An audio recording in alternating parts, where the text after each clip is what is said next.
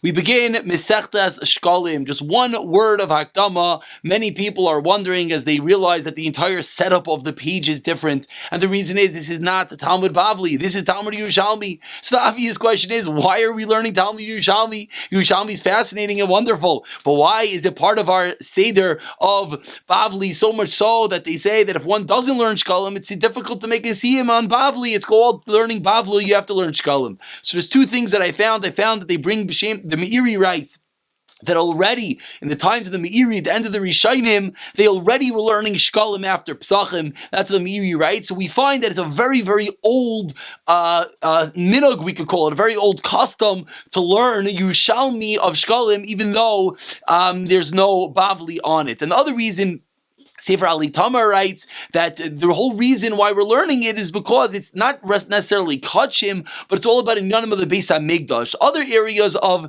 Yerushalmi are not necessarily Nageya, but this is. Everyone's wondering, Nageya, what do you mean? It's about the Beis HaMikdash. The answer is, just like we know we learn Kachim, because when you learn it, it's as if you were Mekayim it, so too we learn about the Beis HaMikdash with the same type of tefillah, that the learning of it is as if we are Mekayim it. And the last word is that there is much difficulty. The big difficulty in Yerushalmi is, number one, that we're missing Rashi. We don't have our best friend Rashi on the side of the page. We have other Mefarshim over here, and because based on that Meiri that we said that Shekalim is a very old minhag, it was much more widespread. A lot of Yerushalmi, many of the Rishonim did not even have. As we find in different places, Rashi says, someone showed me a Yerushalmi, that it was a big deal, but many of the Rishonim did not have Yerushalmi. However, Shekalim was one of the Mesechtas that the Rishonim did have, and that's why there are many more Pirushim, many more explanations written on Shekalim, which Baruch Hashem helps us, but as well the Nischayis and the different girsas, different wording is what makes it very, very difficult as we go through. So we're going to use, this is the Shekalim that you're seeing in front of you.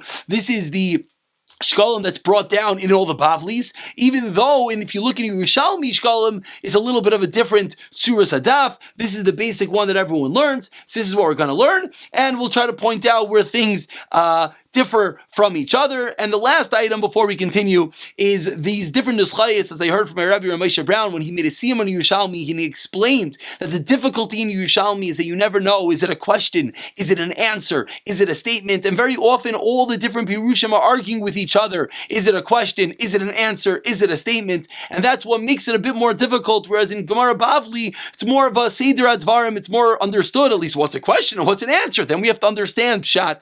But over here, the setup itself makes it a bit more difficult. This was not to deter anyone. This is just to get a little bit of background. Mircha Sam B'Siyata D'Shmaya will be able to learn it well as we try to learn everything else, getting a good, clear shot in everything.